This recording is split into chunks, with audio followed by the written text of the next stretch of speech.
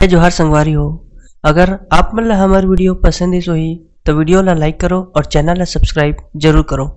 और हाँ, बेल आइकन ला जरूर दबाओ ताकि हमार नवा अवैया वीडियो आप मन ला सबले पहले मिले। जय जोहार, जय छत्तीसगढ़।